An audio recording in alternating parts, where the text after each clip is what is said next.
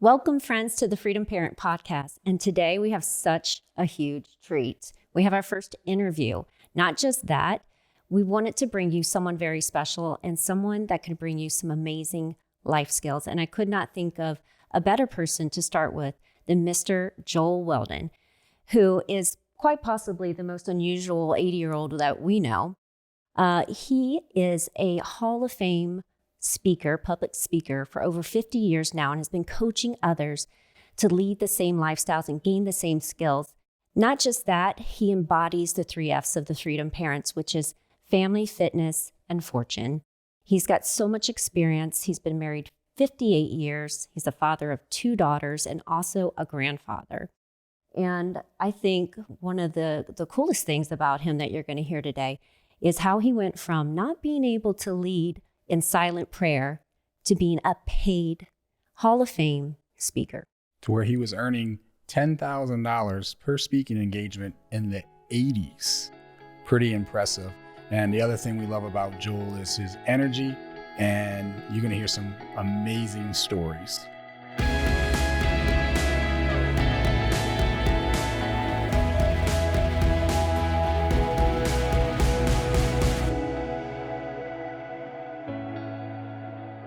All right, it's showtime. Yep. You ready for this? I know. Yes. The So we got a Freedom treat. Parents. Yeah, the Freedom Parents. First interview. Yep. It's with one of our most favorite people. Favorite. Mr. Joel Weldon, who has 50 years of experience being a professional public speaker and coach, and has, well, let's just be honest, helped Harold and I so much just in the past 2 years. Yep. We did not necessarily love or enjoy public speaking, but it was necessary for us to become Freedom Parents. And you know what? We learned to lean into that. But we decided a couple of years ago that we were going to get some advice and guidance and coaching from one of the best. And when we asked for the best, We got the best. yeah, Mr. Joel thank Weldon. you. Now you can pay me that $20 that you owe me for that intro. 15. There's 15 It was on that. 15, yeah. You're negotiating live here. Yes. So I don't know what's more interesting, the fact that you have 50 years of experience being a professional speaker. You're the first person that I know really to that level that is a professional paid speaker, plus Hall of Fame speaker, and also makes a living teaching people how to do this. So I find that so interesting, 50 years doing that. But the other interesting thing for people watching on YouTube is that they're going to notice there's a little difference in our age here. I mean, you're what? It's a little bit. 50 years old? Yeah. You have a very funny joke you always, I hear you use about your social security number. Well, ask me how old I am. Just be direct. Yes. How old are you? My social security number's 5. Okay, so that puts it in perspective. Yeah. So you are 80 years young, right? Yes, a little over 80, yes. Yeah. What is interesting about that? There's lots of 80-year-olds out there in the world, right? But what I find so interesting is that, one, We're trying to keep up with you. the level of success that you have. You're not retired, and you don't seem like you are ever going to retire. So seems like you have so much joy and fulfillment and purpose in your life doing what you're doing. You love what you do. You're sharp as a tack. You're just definitely thriving is what I notice. And you have incredible health. And not just that, it seems like you live a very adventurous life too. I mean, Joel, you got it going. Well, thank you. I kind of want to be you when I grow up. Well, you will, because you're doing all the right things now. And you're at the age where you can do it. And as you think of what your situation is, depending on how old you are now, it's just a number. And I'm sure you probably know people that are 30 or 40 years old and they're just falling apart. And you might have grandparents, great-grandparents, or even your parents that are 70s, 80s, 90s, and still active. It has nothing to do with your age. It has to do with your mindset. And if freedom is important to you, this podcast, Freedom Parents, is really about the word freedom, which means doing what you want, when you want, with who you want, and what kind of life do you want to have? And that's why at 80, I'm never going to retire. Retire means out of service. You don't ever want to be out of service. And when you love what you do, why would you stop it? I mean, when you woke up this morning, what was the first thing you think of? Is I get to have another day doing what I'm doing. And I know that's how you feel. And hopefully you feel the same way. That when you love what you're doing, it's not working. No. So I haven't worked for years. Work is what you're doing when you want to be doing something else. Let me say that again. Work is what you're doing when you'd rather be doing something else. And if you have freedom, you're doing what you'd rather do. And that's your goal, to be free so you can do that financially, emotionally, with your relationships, and not be tied down to limitations. So I'm glad that you recognize that. And every morning when I wake up, as soon as I hit the bed, I fall asleep. The minute I wake up, sleep all night, I just think everything works and nothing hurts. That's my motto. And think of how many people you know that are hurting when they get up in the morning. They've got to stretch. They got to move around. They've got to loosen up. They got to have coffee. So when did you have that mindset shift, though, what you just said about having that purpose feel, and then it's not work if you have that purpose feel, because you just weren't born that way. Like No, not at all. Well, just think of your experience, that our life is a transition. Now you have 4 young children, and the youngest is how old now? 2. Okay. So for those 2 years, that child came here as a blank slate. All right. There are certain genetic things that are part of their makeup, but as far as their mental ability and their skill set, they knew how to cry. Yep. And they knew how to feed and drink, but everything else that child is going to learn. And the same thing when you were born. When you got here, everything that's happened to you is a result of what you have experienced and what you have sought out on your own. There are things that happen to us which we don't have any control over, and then there are things that you choose to do. If you're married, you made a choice. Except if you come from some country where they have prearranged marriages. And I have a number of friends from India that didn't meet their spouse until the wedding day. Can you imagine that? Wow. No. And Devang Patel is one of the most successful guys I know. And he and his wife have been married over 25 years, but they didn't meet each other until the wedding day day. They were married. Can you imagine the two of you getting that? Be a big surprise. Well, That's I true. met my wife when she was 15 and 17. I was 17, she was 15, and we dated for 4 years and married 58 years. So we Wow. got 62 years together. That's a little different. Yeah. Everything that happens to you, I think, is part of a plan.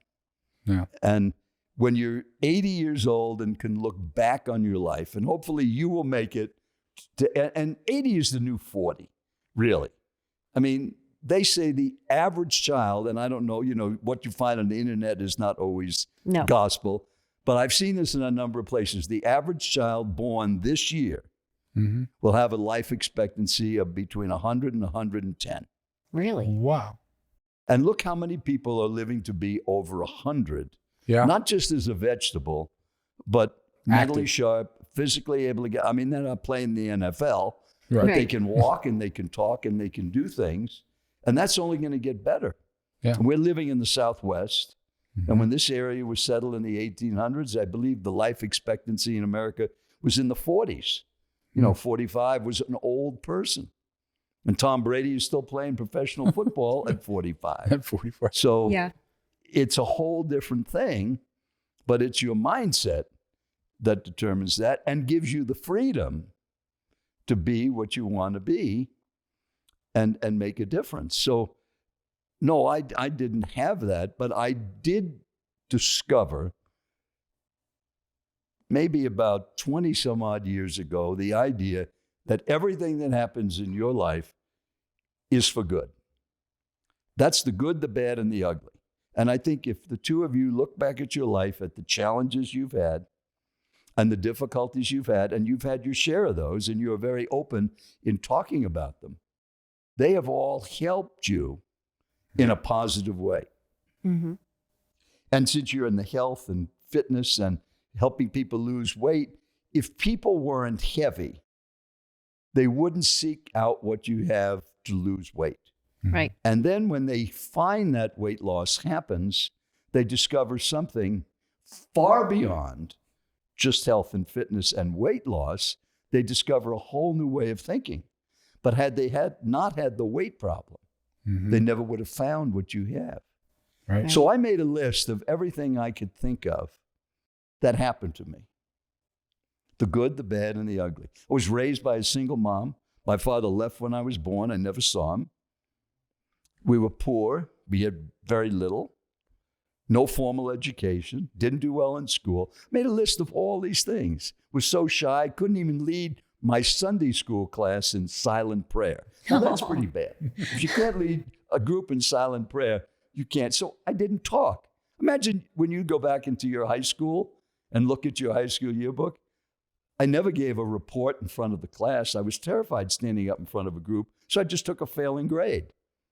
I mean, imagine if somebody told me on my high school graduation day, never having spoken in front of a group, too afraid. Oh, by the way, Joel, we looked ahead at your chart and you're going to become a Hall of Fame professional speaker.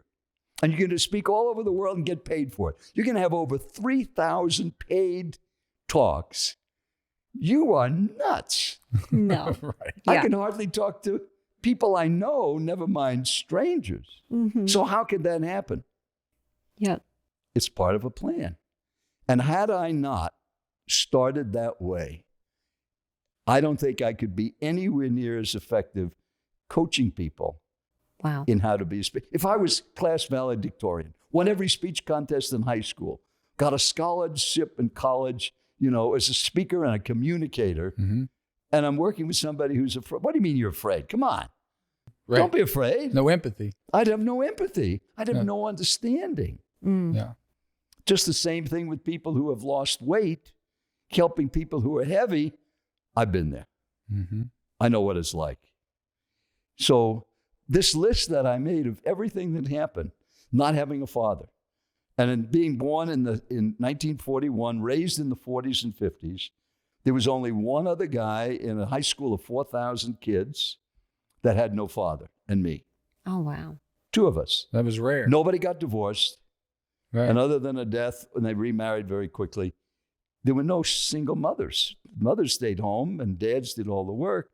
Had I not had that experience, I wouldn't be the father that I am today because I knew that when I got married and had kids, I was going to be there.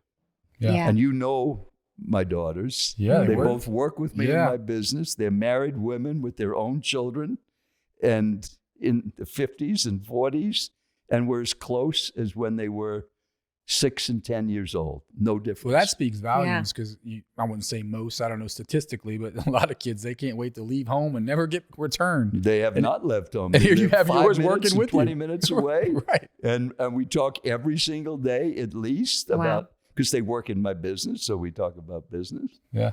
And that's what you can have if you have this thing, and if you have kids, because you have 4 of them that fit this. And you've heard me talk about this, but here's 2 things, a number and 1 word to put on your refrigerator or your kid's wall of report cards and pictures: 18 summers. So the day your children were born, you've been gifted 18 summers. How many will they remember? Now, that's not 18 years, but 18 years, they've got a car, they've got a college, they're off, they're working, they're either in school or working. And it's pretty much over for direct relationship as a parent at 18. So that's why I came up with the 18 summers. And summers go faster than years. Yeah. I mean, it was just Labor Day. Oh my gosh, Memorial Day is coming up soon. Right. Summers go fast. So how many will they remember? So you got 16 left with your little one. Yeah. And your oldest one is? 13. So you got 5 left Oh, we with going that big. one. How We got many to- are they we gonna got to remember? make And up what for some about lost your time. kids or nieces or nephews? Are you there for school conferences? Are you there for sporting events, school plays, everything with the kids? You can always work. I mean, look how long I've been working. Well, not working, being free. Because remember, work is what you're doing when you want to do something else. So we shouldn't call it work. But my business, I'm still doing it long after my kids are grown. So when your kids are little, be there for them and be involved, and you're going to get the benefit later on in your life. And you will too with the 4 of them. Mhm. Yeah. They'll never forget those times with you. Well, that's what made us want to create the freedom that we have, was part of what you're saying, because I was that father, like my father, that went to work and we were sleeping.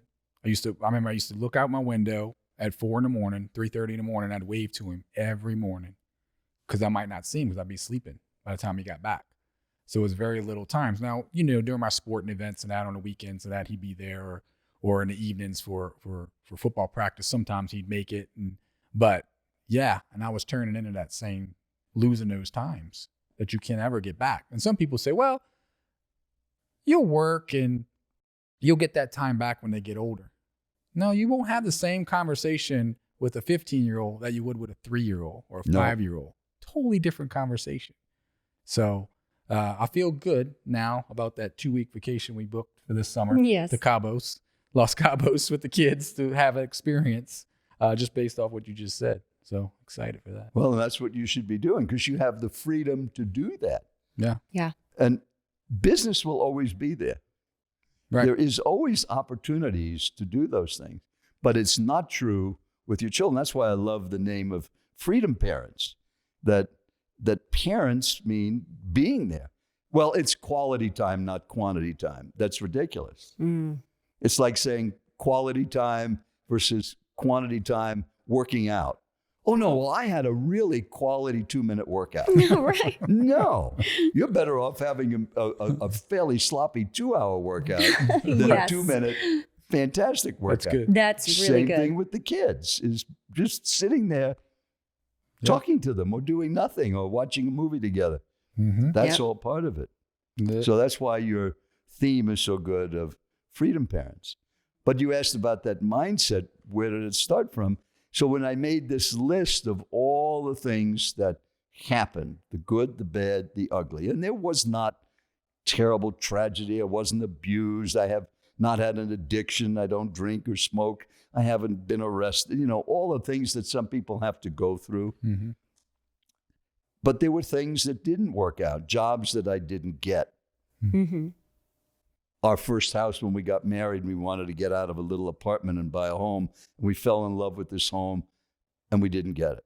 Mm. And at first, we were so terribly disappointed. This was the home of our dreams. And within a couple of months, we found something even better. Yeah. Now, without that perspective, if you had asked me that first month, well, how do you feel? Well, this is terrible. Why didn't I get it? It was our house. It should have been ours. It's not fair. Why did they sell it to us? It's not fair. But there was something better waiting. But we didn't know that. So when you have age and time and experience, you can look back at all of these things. And I can look back to September 4th, 1969 in Tempe, Arizona, and remember exactly what happened. It could have been considered one of the worst days of my life. But in perspective, it turns out it was literally the best day of my life, or one of the best days. How could that be? If you had talked to me on September 5th and said, tell me about what happened yesterday, I can't talk about it. It was too upsetting. And now, that's the only reason I'm here. Wow. Would you like to know Interesting. what happened on Yes. September 4th, 1969? Tell us. I was 28 years old, and I gave my first talk in front of a live audience. At 28 years old, first time standing up in front of a group, and there were 17 people in the room listening to me. It was part of my job. Now, if you had never spoken before, now you just were up on this big stage in front of 3,000 people and killed it. But if you'd never spoken and you had just 17 people, you would be pretty relieved when it was over, right? Oh, yes. And that's how I felt. Yeah. So I'm packing up my stuff. And just imagine you're invisible and you're watching this. You're sitting in that hotel small ballroom. It was a little conference room. And one of the people who was in the room comes back. And he says, "Can I give you some feedback on the meeting?" I had never had that happen, so I didn't really know what to say. So I hesitated. He said, "Really, would you like to have some feedback?" I said, "Okay." He said, "This is the worst meeting I have ever been to in my life. And you, young man, are the worst speaker I have ever heard in my entire life." Now, how would you have felt if you finally made this effort to get up in front of a group, you struggled through it, and then you reinforced how terrible you are? Yeah. I would Crawl under a rock. run, never do it again. Crawling around. Yeah. That's right. Now, today, to be politically sensitive, men can cry. But this was in 1969. Crying men were not really a good thing. Mm-hmm. But I started crying. And this guy, he was tall and older. He said, "Stop crying. You're not a baby." Your wife and I, he said, "I'm going to fix you." I said, "You're going to fix me?" He said, "Yeah, I'm going to teach you how to speak. You're going to come to a Toastmasters meeting, and you're going to learn how to speak." And a week later, I joined the Tempe Toastmasters Club. And that was the turning point of my life. I had no idea that speaking was a learned skill. I thought some people just had We're this born with it. Gift that they gab. could just get up in front of a group and talk. And in high school, the people I saw that were in school plays and just had this ability, or captain of the teams, and they just had that outgoing personality. But it's a learned skill. Do you type with 10 fingers? I do. You do. Okay. Did you always know how to type? Keyboard. Do you mean you used to go like this and A and B? And, okay. So somehow, were you in high school when you learned to? So in high school, you had a typing class, and maybe you typed 4 words a minute in the beginning and got up to 50 words a minute or whatever. Now, as an adult, you can type, but you learned how. Speaking is exactly the same thing. Sure, there are people that have a natural ability to be comfortable in difficult situations, or like Tom Brady, cool under pressure. But the ability to stand up and express what's in your heart or in your mind or your experiences is a learned skill. And that's what I learned in Toastmasters. And it was that experience that led me to enter a contest 5 years later and end up at the world finals out of 60,000 members. 5 Wow. years later. 9 finalists and place in the top 3 in the world when I couldn't literally lead my Sunday school class in silent prayer. And then somebody asked me to come and speak It's amazing. at the Phoenix Independent Garage Owners. So imagine, this is in 1974. It was written up in the Arizona Republic, our state newspaper. Local man, places top 3 in the world. And the guy calls me on the phone, and I can still remember the phone call. I picked up because we didn't have cell phones in 1974. "This is Paul Cronin. I'm president of the Phoenix Independent Garage Owners. You're probably too young, and you certainly are too, to remember when they were really gas stations with service people that would clean your windshield, check your oil and your tires, all while you were getting gas. And these were independent garage owners." And he said, "Yeah, I'm Paul Cronin, and we need a speaker. I read the article in the paper. Would you come and give a talk at our dinner?" And he gave me the date, and I said, "Well, sure." And then he said, "We need to talk about money." I said, "Okay."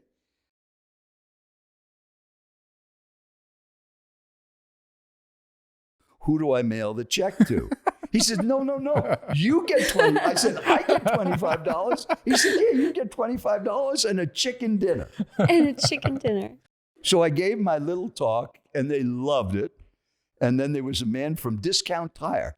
Now, Discount Tire is a national tire chain They dominate in the West, and they think they've moved to the East too. They've got thousands of employees. They were just beginning then in 1974. This was the sales manager in Phoenix. He said, we have a meeting coming up. That was a great talk. Would you come to our meeting and give a similar talk? I said, sure. He said, what do you charge? I said, $25. And a chicken dinner. No, there was no dinner. It was a meeting during the day. And that year I gave 274 talks. Wow. From those two. Wow. Word of mouth. No marketing. No, never marketed, never advertised. You never One have person to this heard day, it. huh?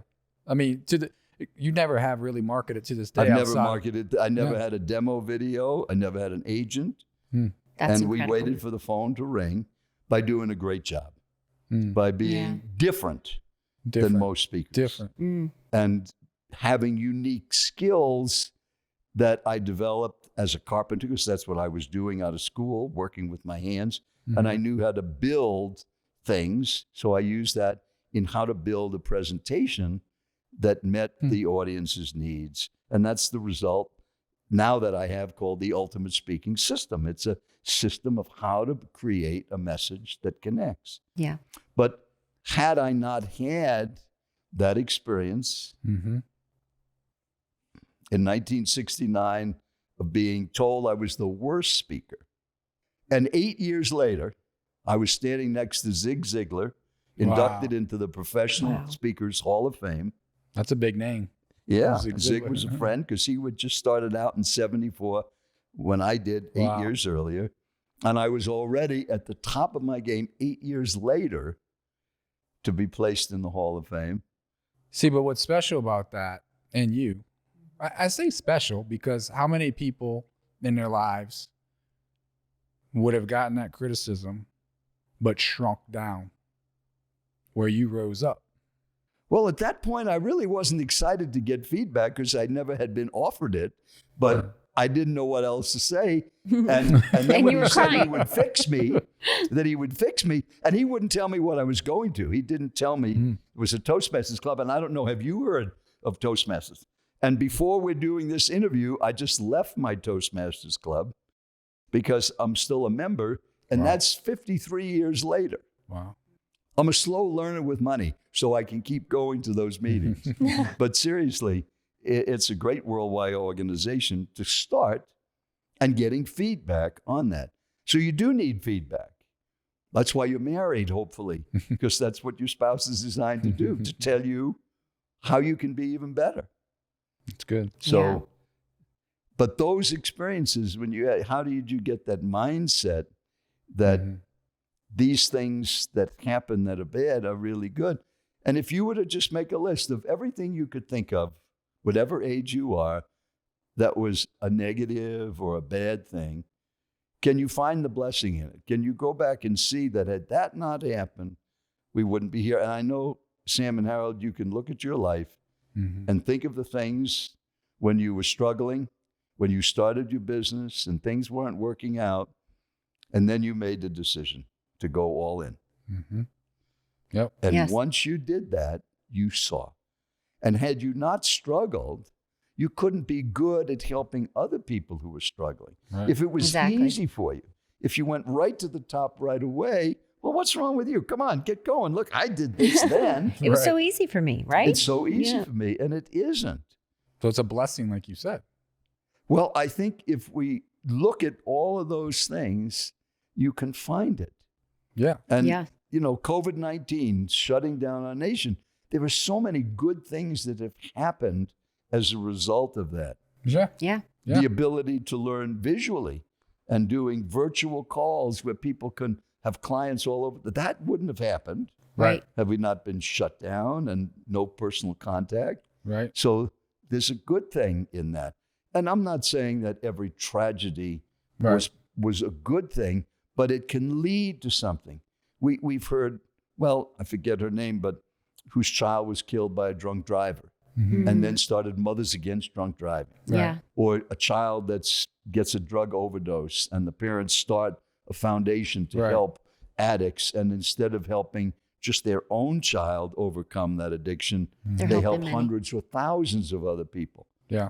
So these blessings can come from that if that's your mindset, to look for the good Right. that happens. Right. Or you can focus on the negative and you Then know, nothing changes. No changes. good And comes nothing, from no it. good out can of come. it.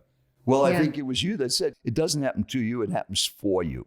Mm-hmm. That There you these go. challenges happen for you. It's a decision. And again, the blessing I have at being 80 plus and looking back at of all of these things, there isn't one experience that I at that time didn't label bad or negative that really wasn't the right thing to happen and a blessing. That had that not happened, this wouldn't have happened. And that's why there's a plan that this is leading someplace. And again, if you just use this example of the high school graduation, I went for my 50th high school reunion. Nobody knew who I was, except one lady said, "You're the one that never talked. What do you do?" Oh, I said, man. "I'm a professional speaker." She said, "No way. way. How could that be?" And it was mystifying to her. Yeah. So I think the same thing. And you could look at Michael Jordan's experience in junior high, cut from his team. I mean, how could, between LeBron and Michael, the country, who's the greatest basketball? He's certainly one of the top 2 or 3 basketball players in history. And he didn't make his junior high school basketball team. Yeah. Because basketball is a learned skill. Mm-hmm. Right. And he put more effort in, more time. Maybe, and I don't know his whole story, but just looking at that, maybe that rejection Exactly. taught Michael, I'm going to work harder than anybody else. I'm going to show that coach that he made a bad decision. I'm going to become a good basketball player. I don't think at that moment he knew, by the way, Michael, you're going to become one of the greatest basketball players in history. Yeah. Yeah.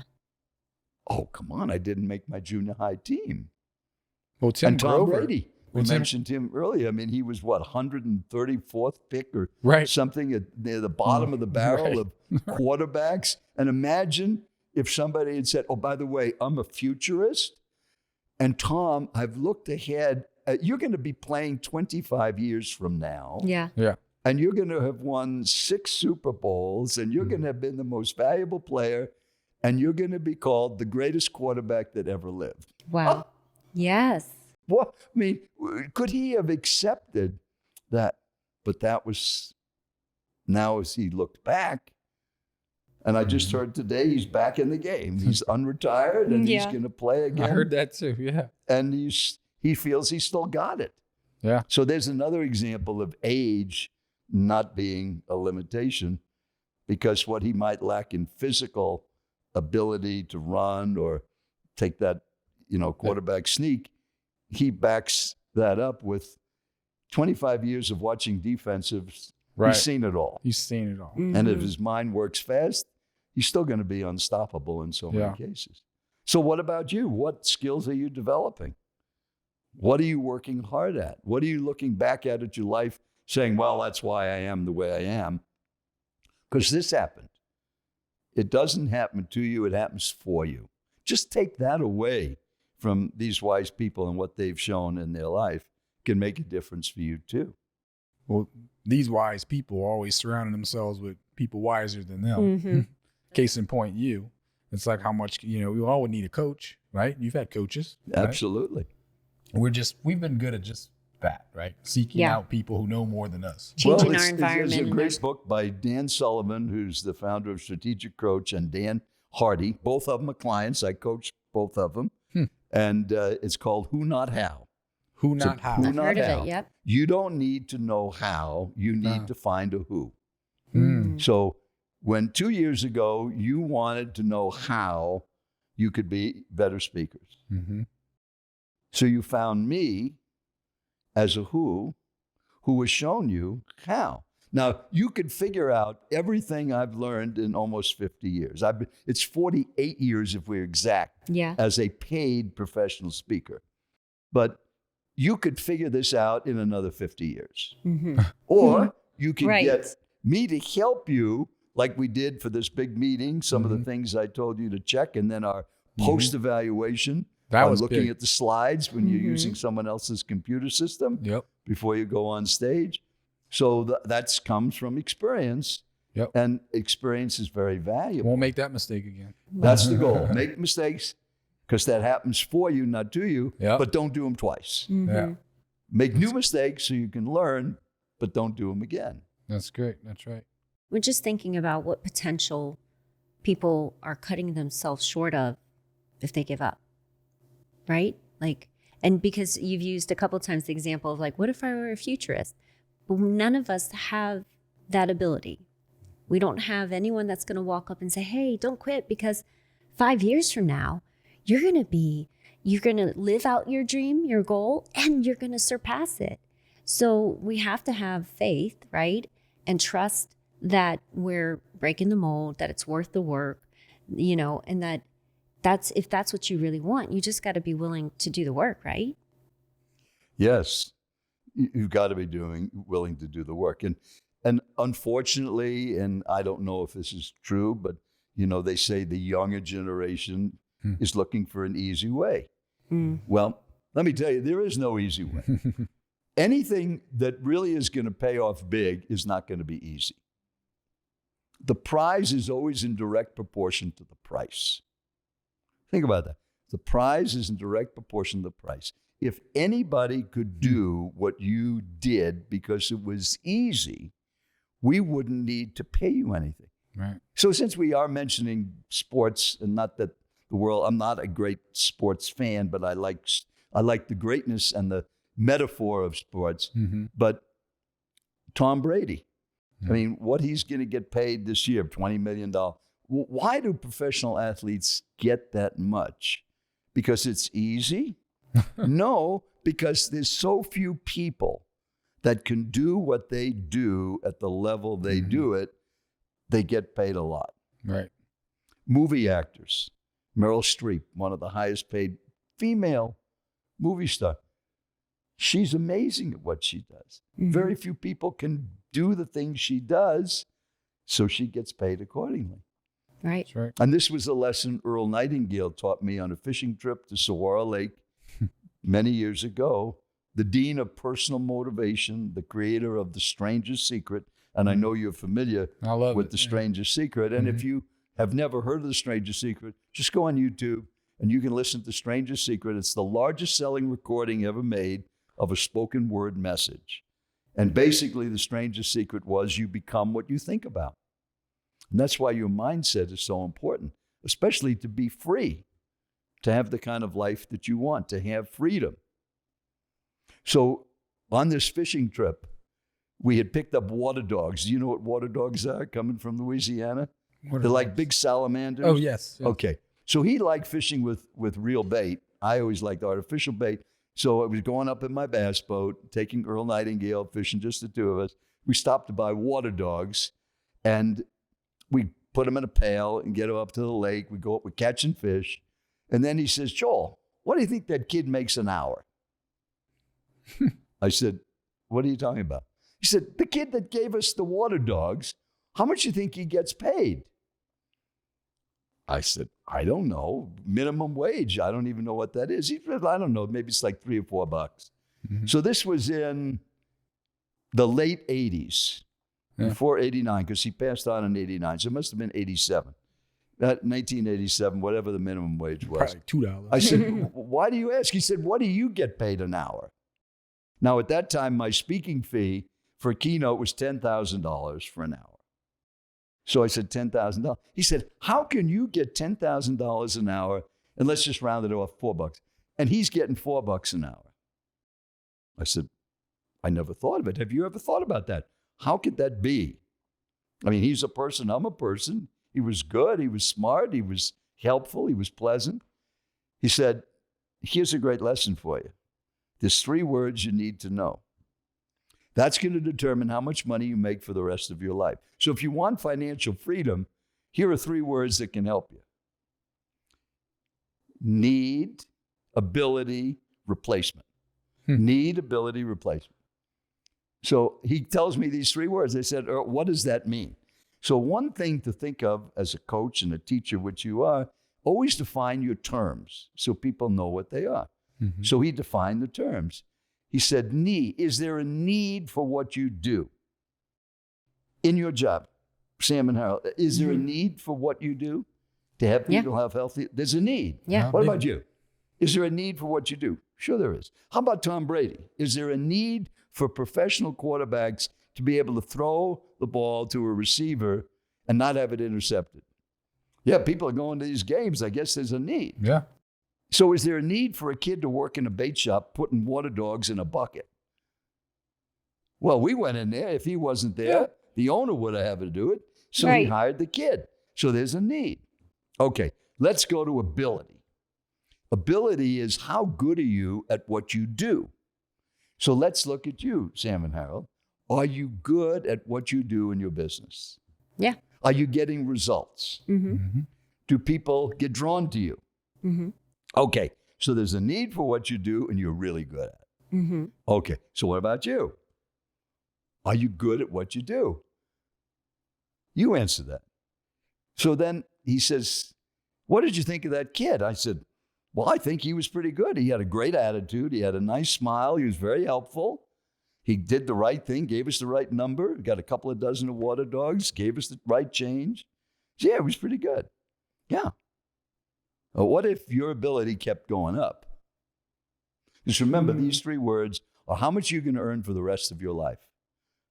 The need and ability, but here's the big one. Replacement. How quickly could the owner of that store, let's call this kid John, replace John? How long would it take him to train John's replacement to take a big bucket of water dogs and a net and catch them and put them in a little bucket And count. how many are in there to make 2 dozen? How many months of training do you think, or days or hours? Or A day. Yeah. in a Hours. day, Yeah. hours, and how to make change. Right. Where the register is, how much they are. We could do it before lunchtime. Easy to replace. Yep. Then he looked at me and he said, how many people can do what you do? Stand up in front of an audience, hold their attention, and give them something that's so valuable and they will use what you've given them. He said, I'll tell you, there aren't too many people doing what you're doing at the level you're doing it. That's why you're getting paid. Wow. At that time, $10,000 an hour, and he's getting $4 an hour. So now you need to think, how easily could you be replaced? I know the answer for you. It's not going to be easy to replace you. You're doing things that very few people in your business are doing. Is that true? Yeah. There's a handful of people that are doing it. Yep. There's not thousands of people Nope. in your organization doing it. No. So what does that tell us? That your income is going to keep going up as long as there is a need for what you do, your abilities keep improving, and it's so difficult, so challenging, so fraught with obstacles that not too many people are able to do this. Yeah. I mean, if Tom Brady could just stand back there and throw the ball just like that to anybody blindfolded, how much would he have to pay him? No, we can get some kid to do that. Right. It's not what it's like in professional Right. football. So the difficulty of what you do is the key. So if you want to have high income and achieve financial freedom for yourself, find something that's not easy to do, that people are struggling with, Wow. and figure out a way to do it. And that's exactly what you've done. And put the time in. That's powerful. Look at how much income you made before you discovered your current career. Right. Right. How easy was it to replace you doing what you were doing? How much ability did you have? How great was the need? But now you've gotten into a situation where there's a tremendous need for health and fitness and freedom. Mm-hmm. And look at the results you're getting, which testifies to your ability. And look how difficult it is that very few people make it. Yeah. And that's when you decided to go all in and release that potential. And you have that in you. You have so much ability within you, and you control it. You control it. But you need the right mental attitude. And you got to take care of your body because your body carries your head around. Yes. So that's why I take Yes, that's good. I was going to say, because you've had a trainer for 20 years? 20 years. I've had a personal trainer. You've been in water sports for how long? And I started yoga now. When I turned 80, I have a private yoga gal that comes over 2 days a week. Nice. We do yoga. That's incredible. Also hired a singing coach because I wasn't singing in church. So she's taught me how I can sing hymns now. So that's all I wanted to do. I don't know when you're joking sometimes. No, I just started that. I love And that. for the matter of fact, 2 Sundays ago, I was standing next to my daughter and she almost fell over because you're singing. I didn't tell the kids That's that I sneaky. had That's singing sneaky. lessons so I could learn how to sing in church. And then at lunch, I told her the whole story and she thought that was terrific. So You're always surprising the kids. I love I'll be that. surprised. Who, not how, right? Yeah, I Yeah. found a how. She so At church 80 years soloist. old, yeah. Yeah. Who, So, what, yeah, yeah. that's You find a how. I mean, you find somebody who knows how to do what you do. That's why that book by Ben Hardy and Dan Sullivan, and if you haven't read that, you should get that book. It's a great book. Yeah. Actually, I Find don't who's think in I've your read life. that book. I've heard of it, And I've but read I a need lot to of add books. I don't think to I've my read that book. list. So now I will read that book. Well, Dan Sullivan is the founder of Strategic Coach, which Okay. coaches entrepreneurs at a very high level. He's coached more high-level entrepreneurs than anybody in the world. And Ben is a writer, and he was part of a group that I'm in, and he hired me. He was 29 years old when he hired me, never had given a talk before. And I think in 3 months, he was on 289 podcasts. Wow. And he speaks all over now, Wow. and he's got best-selling books, and his life has changed by learning how to be an even better communicator. And you need to, too. You need to be able to express your ideas clearly so that somebody else can understand them and act on them. Even if you're not looking to be a paid speaker, right? Oh, no, just just to build your communication. business. Yeah. Yeah. Yes. I mean- Talk to many instead of one at a time is what speaking has given you the ability to do. Well, we're not paid speakers, but we need to speak to get paid. You we, need to speak to get paid. I don't know if we ever shared with you, but we both had a fear of public speaking. Oh, yeah. You told me And that in the that's right. beginning. Of course we Yes, did. You did. But You didn't cry, though. Like I did. I wanted to. But you know what? We were even nervous about leading Zoom calls, but that is something that is a necessity for an individual to grow to the, into leadership. And what we do is you need to be able to speak in front of your team. As you cultivate and build a team, you need to be able to teach them and guide them. And that's public speaking, I never thought I'd find myself in the position either. It was one of my top fears. I remember telling our business coach, I was like, I would rather be eaten by sharks than public speak. Literally, verbatim, that is what I said. But yet, ultimately, I realized I needed to, and I would have more impact if I learned how. And I wish I would have known to look for the who before deciding, trying to find the how, because I wasted a lot of time also. But so, you got it. And, from the very beginning we started, it was that really the second premise that I gave you about this whole system I've developed, which is it's not about you.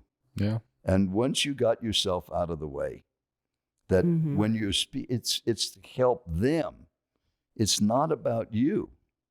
And this interview is not for Harold and Sam and Joel. It's for you.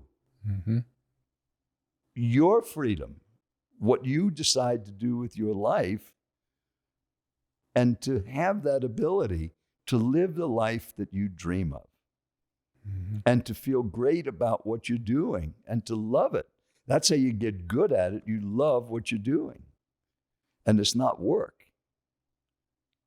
It's good. absolutely. Getting yourself out of the way. Yeah. Well, people noticed that recently. A few people came and said, "Man, you look so confident now when you're speaking and you're whatever." And I said, because I stopped making it about me. Well, you can tell personal stories like we're doing, Sure. but it's got to be directed to really our audience, which is you right there joining this conversation. Unfortunately, we can't talk directly to you, but through this podcast, hopefully you're feeling that it is about you. It's not about Sam and Harold or Joel Weldon. It's about you and what you do with your life to achieve that freedom that you're entitled to and that you can have. You can have everything that you've ever desired, but it's not going to be easy. Right. Just like being in good shape. It isn't easy lifting weights, doing reps, doing different kinds of things. And why do we do it? Because look at the results. Yes. Mm-hmm. The reward. Your body works. You have lots of energy. Mm-hmm. Right. The price is proportional to the price. Yes, the prize is in direct proportion to the price. Yeah. So the bigger your challenge, the greater the rewards. Mm-hmm. And the same thing with Earl on that need, ability, and replacement. You can replace somebody who's getting paid by the hour in an hour. Right. And he could be the best water dog counter and packer in the world. I don't think he's going to live in a home like you do and be able to take your family to Mexico for a couple of weeks. Right. He wouldn't be able to do It's that. not going to align No. with it. So, God, we could talk for so long. But before we go, there are one or two things I do want to touch on. I want to hear, because I was amazed when we were talking to you Yes. about how since 1980, you've only drank water. Right. Like not, I said, Joe, do you drink sparkling water?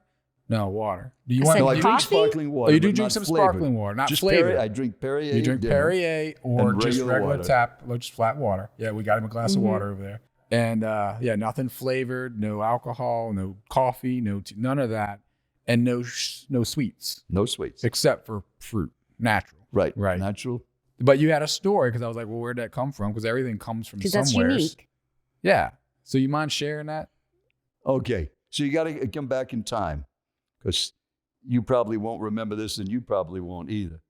But let's go back to 1981. And just imagine you're my invisible partner. Now you can be visible, but they're going to be our invisible partner. And I'm going to make you invisible too, because we get you on the plane, we have to have invisible. So the three of you are my invisible partners. Picture me on a stage at an IBM field engineering division run by Charlie Bigger, the president of that IBM division. And that was the time in the 80s when IBM was the best company to work for in America. They were that elite. And this was their engineering team. And they had hired me the last 3 years to come in with a series of meetings. And I just finished a presentation, 2 hours in front of them to wrap up their meeting. I went to the bathroom and sat in the tub for about a half hour before I had enough energy to get to the airport to go home to Phoenix from Miami. Now that's where the three of you come in. Mm-hmm. So we meet at the airport and I'm sitting in first class. So you come on the plane with me, but they can't see you so we can get you on. I'm sitting in 1A, there's a guy sitting in 1B, and the plane takes off. And it's hard to believe, but in 1981, they were smoking on American Airlines. Every American airline company allowed smoking. And American Airlines, which is the flight I was on from Miami to Dallas, Dallas to Phoenix, there were 3 rows of first class. The last row was smoking, and the front 2 rows were no smoking. And what's usually in front of the first row? What do you call that? Yeah, I know what you're talking about, but I don't No. know. Bulkhead. The bulkhead. The bulkhead. Bulkhead, yeah. So it's a carpeted wall in front. And the smoke is coming up. And on that particular day, the ventilation system wasn't working as well. Oh, no. And the smoke was just kind of billowing up. And it was bad. And when you're not a smoker, you don't want to be around smoke. But this was in 1981 when that was accepted. And maybe 70% of Americans smoked, or maybe more than that, and even on airplanes. And just at that point, the flight attendant said, put your tray table down, and brings over dinner. And it was first class. It was linen and silverware. And you travel a lot, right? You've been on airplanes. Do you talk to people when you're on the plane? When you're alone? Let's say if you fly, or usually fly together. Yeah. Together? Okay. So do you talk to people on the plane or just stay to yourself? No, we talk a little bit. If there was 3 in a seat across in coach? I used to. Now I put my headset on. And Okay, so you know. Yeah. Well, that's what I had work to do. I wasn't Yeah. talking. So just picture you got this beautiful meal in front of you, and the smoke is coming down, and then I just said, picture this is the airline seat, and this is seat 1B, and I just kind of turned my head slightly, and I said, boy, that smoke is terrible today. Not turning to the guy next to me, just kind of out loud, softly, and I hear this response. Not as bad as that crap you're about to eat. All right, did you just see your face? Yeah. That's what I did. I mean, who speaks like that in a first-class seat on an airline? Yeah. And I just, what do you mean? He said, do you really want to know? In that tone of voice, do you really want? Now, he wasn't shouting, because, you don't shout on an airplane. He said, do you really want to know? I said, yeah. So he said, you eat that roll? I said, yeah, I like rolls. He reaches over and he picks up the roll. Off your plate. Off my plate. Oh my gosh. And he holds it in front of me and he squeezes it and he said, this is made with white flour. Rats don't eat white flour. And he threw it on the floor in front of the bulkhead. And just like your mouth is open, my mouth was open too. He said, you put butter on there? I said, yeah. He said, there's no butter, it's chemicals. Threw it on the floor. Salad dressing, you like salad dressing? Pick it up. There's no salad dressing in here. This is chemicals. Throws it on the floor. You're eating crap. And you're drinking that bottle of Pepsi? That's all I drank was Pepsi-Cola or Coca-Cola. I had Pepsi that day. I said, yeah, I love Pepsi. He said, you might as well drink poison. It's filled with sugar. And then, you like that steak? There was a steak there. I said, yeah, I like steak. It's your mother's fault. Now he's talking about my mother. I said, my mother, what does she have to do with that? She said, because you're a young man, right? She wanted you to be big and strong. She feeds you meat because you need that kind of protein. He said, what's your name, by the way? Now, looking at your faces, this does not sound possible. It's like bizarre. It's weird. And so I just said, Joel Weldon. He said, my name is Alvin Casuto. And he shakes my hand. He says, so I said, what about my mother? He said, you wanted you to be big and strong. Joel, what's the biggest, strongest animal you could think of? What would you say? What's the biggest, strongest animal you could think of? Elephant. That's what I said, an elephant. He said, you ever see an elephant eat a steak? I said, no. He said, you don't need to eat meat to get protein and be strong. Chicken, fish, certain beans filled with protein. And he points to the chocolate layer. There's a piece of chocolate layer cake because they put the dessert on the plate with the entree. I said, oh, yeah, I love chocolate layer cake. And I ate candy, cookies, ice cream, Snickers bars frozen, semi-sweet chocolate. I would eat sugar all day long. Mm-hmm. I wasn't heavier than I was, but I was tired. Mm-hmm. And he said that. That's what he says. He said, you eat that, it's filled with sugar. He said, you look tired. How old are you? And I was just turned 40. I said, I'm 40. He said, I'm older than you. Put your hand on my stomach. No. What? He said, just don't worry, I'm married. Just put your hand on my stomach. So it was like a steel plate. Wow. He said, I'm in magnificent physical condition. I used to be like you when I was eating crap, but I don't eat crap anymore and I don't drink crap. And you can be the same way. You look tired. Are you tired? I said, well, yeah, I'm tired. What do you do? I said, I'm a professional speaker. He said, did you speak today? This is the tone of voice he's talking, very in your face, annoyed, like he's lecturing me, and I don't even know who he is. I just know his name is Alvin Casuto. I said, yeah. He said, how long did you speak? I said, 2 hours. 2 hours? How do you get tired speaking for 2 hours?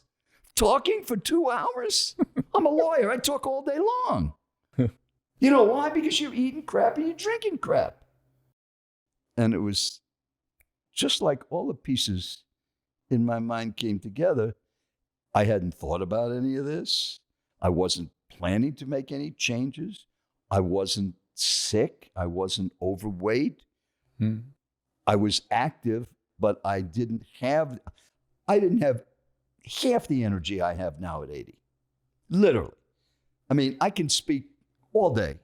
I don't sit and take a bath to get energy. You have more energy today than then. Well, I mean, I was up at 5 this morning on my bike ride at 6 for an hour with my dogs. I believe you. Uh-huh. I'm just highlighting that. But yeah, but it's what are you putting in the fuel? What fuel are you putting in your body? In the tank. So I said, well, what do you eat? Again, this is the first row of first class. So he kind of reaches under and he pulls out this bag that he had put under his seat. He said, I bring my food with me. I have some salmon. I have a salad. I have vegetables and fruit. And you could bring water bottles on in 1981 without having to buy them after the security, because we didn't have security like that. Mm-hmm. And I drink only water. Why don't you try it? I said, what do you mean? He said, why don't you do a test?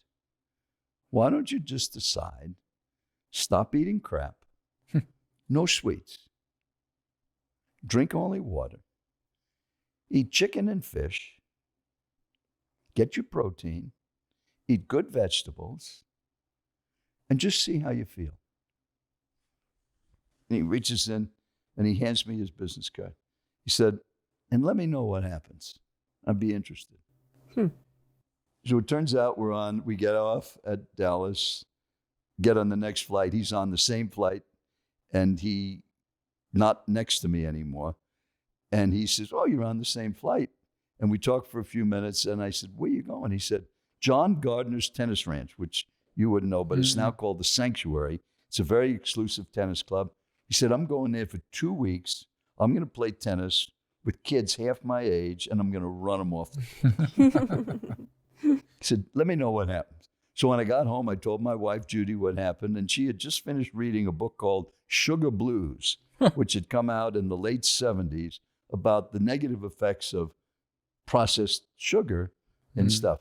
So every Sunday was going to Baskins and Robbins, loading up on donuts, and my daughters and I would eat them in the car before we even got home, and then ice cream, cookie, candy, cake, all of that during the day.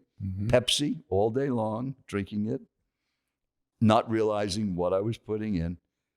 So I did what Alvin said when Judy said, this sounds like a good idea. Why don't you try it? See what happens. Literally in 2 days, I felt so energized. And I said, that's it. No more. You're a believer. And since that day, I've only drank water. I've never had any kind of candy, cookie, ice cream, cake, nothing.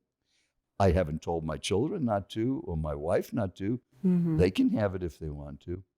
And eating, once I turned 70, I started eating steaks again and hamburger, only because it's convenient for my outdoor activities that I do to have burgers. But it's just amazing what that does. And people hearing that story, of all the stories and seminars I've done, that story has produced more positive results than anything else. I bet. But people write, I'm drinking only water now. I can't believe the difference. Just the water alone can make a difference. Absolutely. So simple and so much powerful. more about all of this. But then the question comes up, well, you must have great willpower or you have great self-discipline. It's neither one of those. It has nothing to do with it. And this is maybe very helpful for you because we've not talked about this. How do you get to make those kind of radical decisions? If it's not willpower and it's not self-discipline, I'm not a psychologist or a philosopher, but from my own experience, here's what I realized happened. Based on what Alvin Cassuto did on March 16th, 1981, because of the delivery of that message in such a bizarre way, it got my full attention. I mean, that was 41 years ago. Right. Yep. When I told you it was like I heard him talking to me, it made such an impact that I never forgot what he said. But what really happened, and this is for your coaching, I saw the results. And it worked. Once you get that, and it's called an epiphany, a sudden realization of something, when you decided to go all in and fully commit, it doesn't take effort and constant reminding. And here's an example, and let me just talk to you for a minute. How much is 2 plus 2? Answer it for them. 4. 4. You knew it was 4, right? Okay. At some point in your life, maybe 2 or 3 years of age, because you've got a little one too. Does that little one know that 2 plus 2 is 4? No. No, not yet. How long do you think it'll be before that child will learn math? Another year? 4 or 5. 4. Okay. All right. So at some time in your life, you had an epiphany. Maybe you had a teacher, maybe it was a parent, and you were learning about numbers. And at some point, you've probably thought 2 plus 2 was 6. Maybe at times you thought it was a 5 or a 7. You didn't really know. But something happened in your life where you got it. Oh, 2 plus 2 is 4. 2 oranges, 2 apples, 4.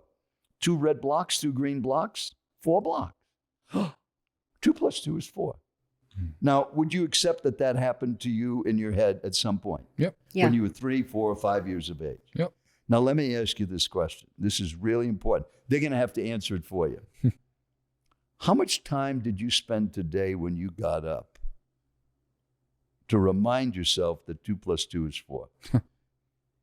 0. You didn't remind yourself? No. You didn't write it out so you weren't going to forget it and make a mistake?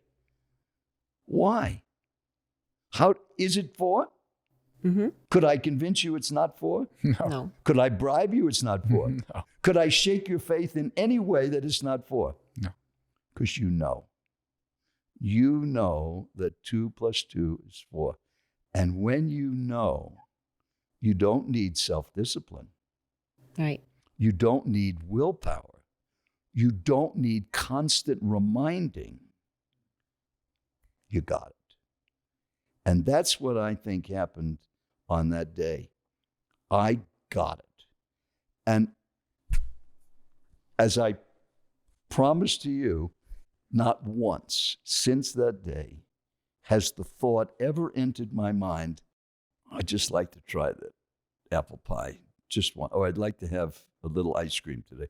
Or I'd like to have semi-sweet chocolate, which was my favorite. Not once can I ever remember wanting it, thinking about it. It would be like 2 plus 2 is 6. No, it's not. Just like that. It's gone. Mm-hmm. Or maybe could it be 6? You know.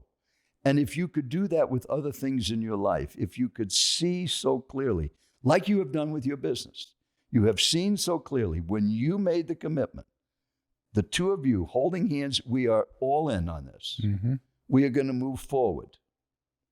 Mm-hmm. We are not going to fail. We're going to figure this out. We're going to make it work. We're going to build our business. Yep. You got it. And you don't have to wake up this morning thinking, do you think we should do this again? What are we doing? No. And that's what is missing with a lot of people. So how do you get that epiphany? You need to get the right information. What do you want to improve in your life? Is it a habit that you want to get rid of? Is it more money? Is it more success? Is it more happiness? Is it a relationship? What is it that you're looking for? And when you can learn as much about that as possible, you'll get it. I love that. Yes. So that's Huge. the key to feeling like I feel now is what you eat, is what the body runs on and what you drink. And we wouldn't put crappy gas in our cars and expect it to run well. Right. We put Mm-hmm. the best gas we can, filtered and clean, and it works fine. But yeah, that's what Yeah. most people are doing. And have expectations or disappointment on why they're not operating at a higher level. And just think that's just the way it is. That's good. I think that's a good way to kind of close this up. But I think in closing thoughts, Joel. Well, remember some of the key things about what your income will be for the rest of your life. Need, ability and replacement, and you can control that. At least the last two you can. And then what you think about is so important.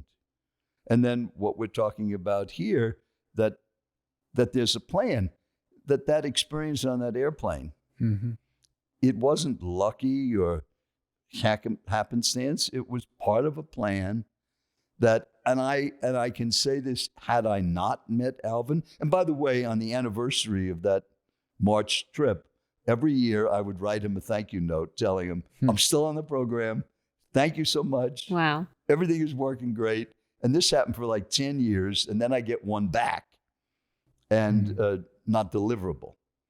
And so this was 1991 or so. So we didn't have really the internet or anything like that to go on Facebook or find somebody. So I don't know what happened to him. He moved and he didn't have a forwarding address. But I was so grateful for what he did, and that he did it in such a unique way. That it made sense. But that was part of a plan. And I know I wouldn't be where I am today if I was eating the crap that I was eating. Right. I probably would be 50 pounds overweight and not able to. Not doing half of what you do. Water skier, like I'm getting ready, because it's the end of March. I start water ski season. Yeah. And doing all the things that I do if you take care of your body. So that's the other thing to think of, take care of your body.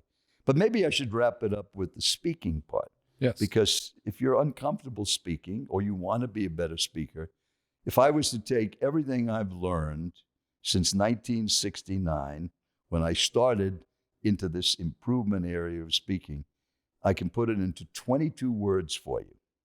22 words. And in your toolbox on page 148 is this one sentence. So this is really for you. Speak to your audience. Now, your audience is anybody you're speaking to. Could be on a video, it could be in an email, could be on a podcast, could be at a live meeting. Speak to your audience about what they need in an organized way they can follow. And here's the big one, what they did, and get yourself out of the way. It's not about you. It's all about them. Speak to your audience about what they need in an organized way they can follow, and get yourself out of the way. And you too can be as good as this wonderful couple is and do what you've done. So make it a great day. I love it. I love that, Joel. We don't have enough time in the day. We'll have to do this again down the road and soak up all that wisdom. Soak up some more, because there's so much more I'd love to unpack with you. And we appreciate you and what you've done for us and what you've done for thousands of speakers out there with the Ultimate Speaking System. And that's how we found you, was through a referral. It was through a friend, and he led us to you. And hopefully this will lead some people to finding you as well. Well, thank you. Leading some people to freedom. It's a pleasure to know you. A joy to know you. Absolutely. Hopefully we'll get on that Lake Powell soon. Yes. I'm enticed. I'm still doing it. I take my clients up there. Yes. Well, awesome. Awesome. Thank you so much, Joel.